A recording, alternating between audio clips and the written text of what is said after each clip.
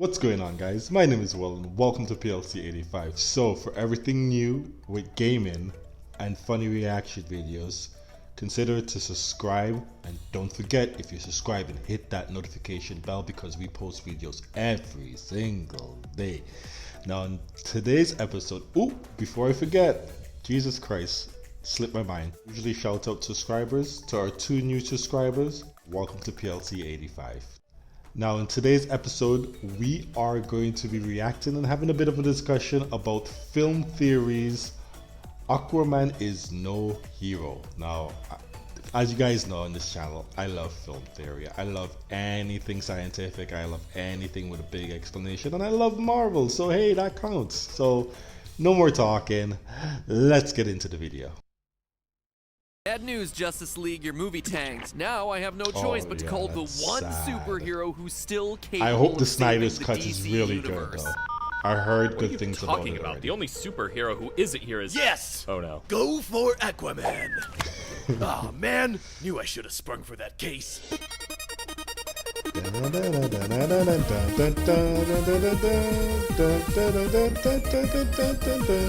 I haven't heard this opening in a while.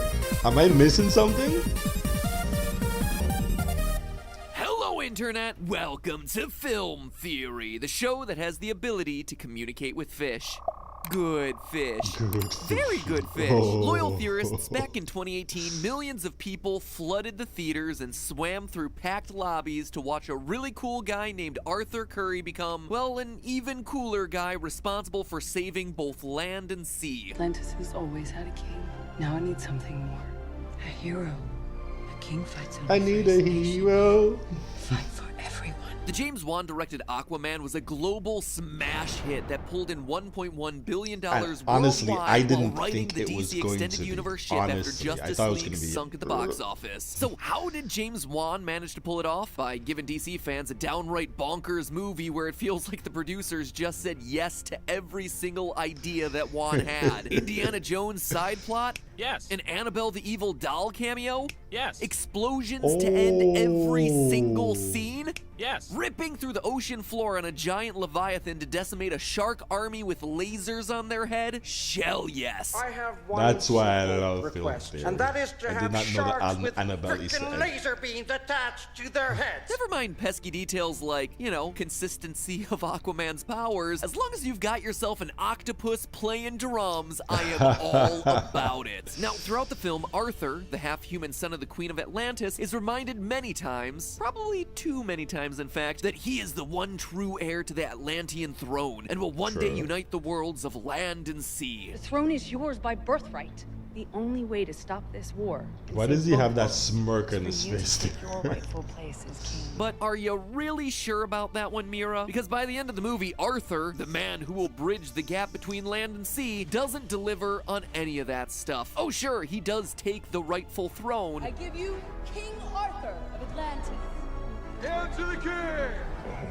What do I do now? But Arthur is nobody's hero in this movie. If you actually look at his actions throughout the film, Arthur devastates both land and sea with wanton abandon. Or should I say, wanton abandon. I hate myself, I am so sorry. He's originally brought into the fight under this premise. Your half-brother, King Orm, is about to declare war upon the surface world. Billions will die. But in rising to the throne, Arthur creates just as, if not more, destruction than his brother. Theorists, this is not your parents' Aquaman. And no, I'm not just talking about the fact that he got, like, outrageously sexy. As you're about to see, our historically pro-fish protagonist sends scores of endangered sea creatures to their deaths. Oh, and not no. only is the Okay, dude Matt. PETA's worst Okay. nightmare, he doesn't really give a flying fish about the lives of the land dwellers either. I mean, you probably already suspected that Aquaman kinda sucked, but did you think the reason would be for his superhuman lack of empathy? Hold your breath and plug your nose, dear theorists, because today we're throwing some cold water on Jason Momoa's cold-hearted tends to ruin Aquaman. Dang it, the water everything just for made him me, and even I love sexier, it. didn't it? So the scene I in love Aquaman it. that really got my theorist juices flowing Okay, is let's hear this it. climactic battle at the brine, a lava-heavy area of the ocean populated by large crabs who seemingly just want to be left alone so they can build their lava catapults. Honestly, hashtag relatable. Throughout the movie, we've seen step by step the evil Orm slowly taking over the various underwater kingdoms in his quest to become the Ocean Master. The last kingdom standing in his way is the brine. The stakes are high. If he's able to win this battle, he'll command the greatest army on the planet, and in so doing will be able to wipe out every land dweller with ease. Prepare your armies,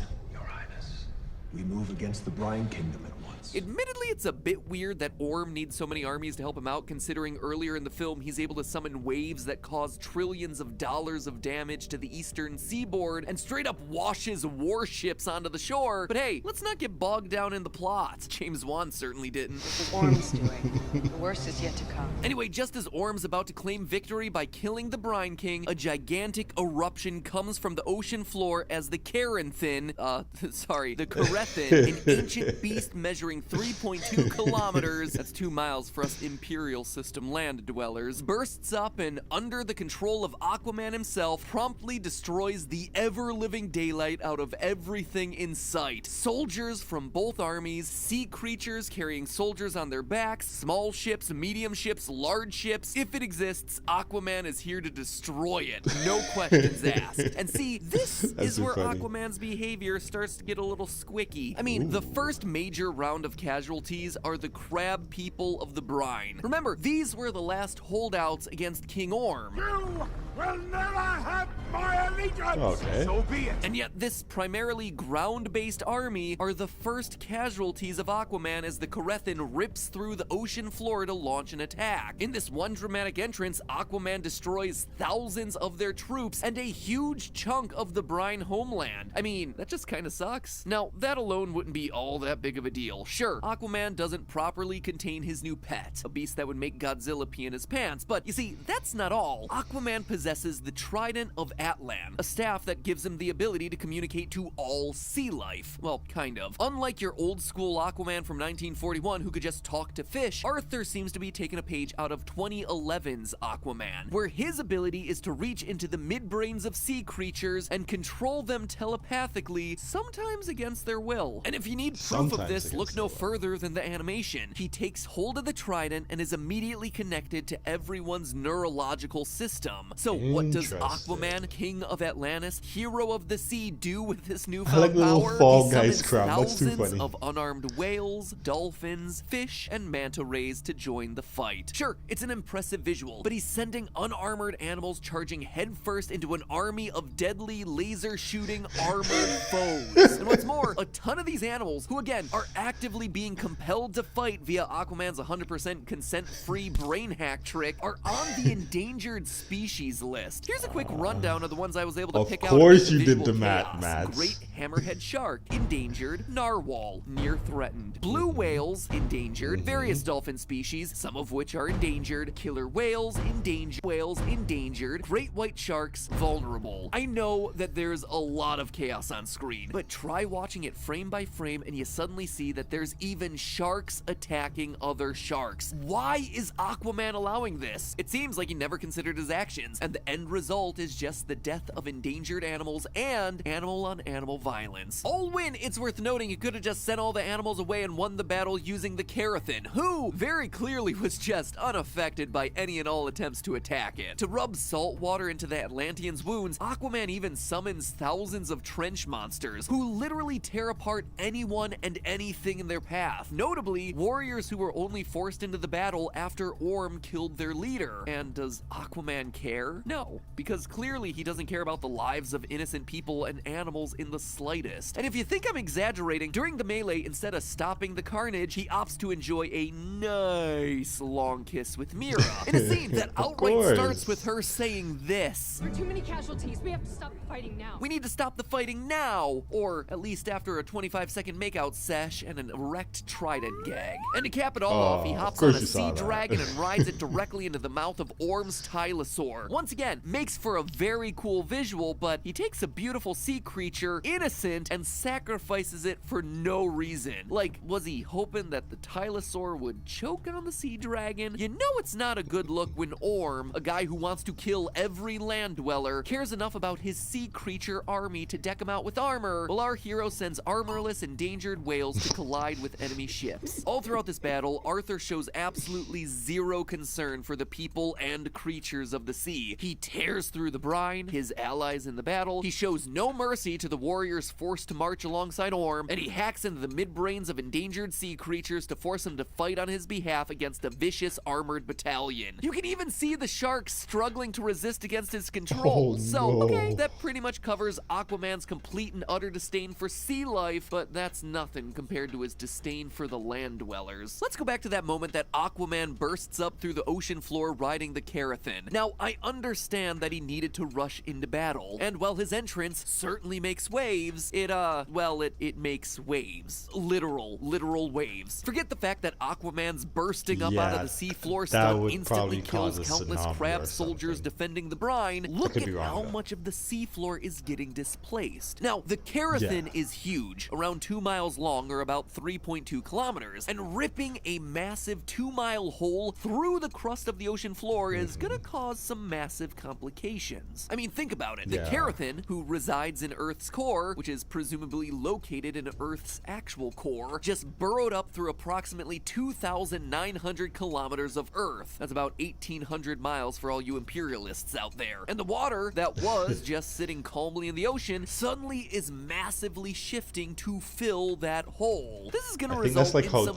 huge redistribution of sediment, displacing the water column in an unbelievable fashion. Plus, it's a disruption to the brine, which is already a tectonically active region. That, my friends, is a recipe for a tsunami. A tsunami that's likely gonna cost thousands of innocent land dwellers their lives. Now, normally tsunamis, giant destructive water waves, originate from displacement in oceans caused by earthquakes, massive landslides, or explosions. So I can't say with 100% certainty what would happen when a gigantic 2-mile-long kaiju explodes through the ocean floor after traveling from a hidden world. But watch just how much of the seafloor is displaced when the Carathin explodes from the Earth. And this isn't just a small shifting of tectonic plates, this is multiple miles of ocean floor exploding. For comparison, consider the Tohoku earthquake from 2011. Back in 2011, Japan underwent a horrific natural disaster when a massive underground earthquake rocked the ocean. This earthquake measured in at 9.0 on the Richter scale, making it the 4th most powerful earthquake in the world since modern record keeping began. But this underwater earthquake, while powerful, wasn't the major threat. It was the ensuing tsunami that it created. The shifting of tectonic plates resulted in a massive amount of water displacement, triggering powerful tsunami waves that reached heights of about 40.5 meters or 133 feet, killing an estimated 16,000 people as water surged into the cities. For perspective, this natural disaster was so big it moved the main island of Japan 2.4 meters east. That's right, the full country moved 8 feet over because of this. And that's not all. It shifted the entire planet on its axis. Researchers estimate that the planet moved between 10 centimeters and 25 centimeters, which also affected its rotational speed by 1.8 microseconds per day. And all of this came from a tectonic shift that was about 7 miles long, or 11 kilometers. Certainly a bit longer than the Carathin, but then again, the ground shifted vertically by about 3 feet, or 1 meter because of the earthquake. With the Carathin, there were suddenly massive holes blown in the crust of the earth, so definitely a more girthy hole, if not quite as long. The long and short of this is that Aquaman's dramatic arrival on the back of the Carathin would cause unfathomable amounts of water to collide, and the displacement would undoubtedly send waves careening towards land on par with undersea earthquakes clocking in between 7.5 and 9.5 on the Richter scale. The actual destruction this would cause would depend on where the brine is located in the sea, which, because of this movie's insane geographic jumps, is nearly impossible to track. That said, my best guess would be somewhere in the Pacific Ocean near Japan. Why? Well, 75% of the Earth's volcanoes are located in the Pacific's Ring of Fire, and the massive Japanese spider crab, which is the largest crab on Earth, and reminiscent of the brine's crab people, live in the temperate waters near Japan. But anyway, regardless, Aquaman Aquaman sucks as the king of the sea. But don't let that obscure the fact that he also sucks as hero of the land. Sure, he quote-unquote saved the world from King Orm, but in the process, he sent destructive tsunamis out to the shores of the land and forced endangered animals to throw away their lives while he got to first base with a girl. Countless people and animals died needlessly as a result of Aquaman's actions, and this so-called hero and uniter couldn't care less. He's gonna begin his reign with a whole lot of people united, all right, united in their hatred against him. Trust me, I am no king. I agree. I agree too. But hey, that's just a Just a theory. theory. A film, A film theory. theory. And Finn. Creatures of the ocean, Finn, summon your I like power. that. Swarm that I'm not gonna lie, I did not know that the Japan shifted that far back. That one was very good information to know. That is too funny. No, about the film theory. No, I just started off that way about film theory. Yeah, he makes a lot of good points. Him and his team definitely makes a lot of good points. That Aquaman is definitely no hero in the MCU, DC, in DC. And I think I said Marvel earlier. It's actually DC. I probably have to cut that out. Anyway, I'm not gonna lie. I did not watch this movie from beginning to end. I'm not even gonna kid you. I've probably seen like half of the movie before I fell asleep. I did not think, even before getting into it, that it was gonna be a good movie. I didn't go to the movies. I was like, this movie's gonna fly. After Avengers.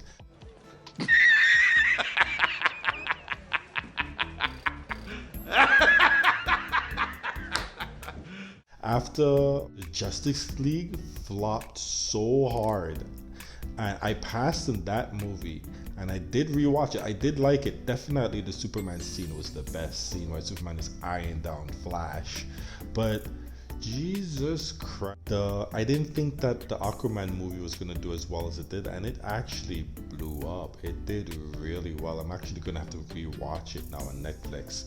I didn't see most of the parts he was talking about, but that is very interesting information, guys. Anyway, guys, that was the video. What did you think? Do you think Aquaman is a good DC hero? And if not, who's your favorite DC hero? Definitely Batman. Definitely Batman is one of mine. But honestly speaking, Nightwing is my favorite DC superhero. I've always been a fan of Robin, and ever since he turned into Nightwing, doing his own independent thing, I definitely jumped on the Nightwing board, and it's like, okay, Batman, I outgrew you.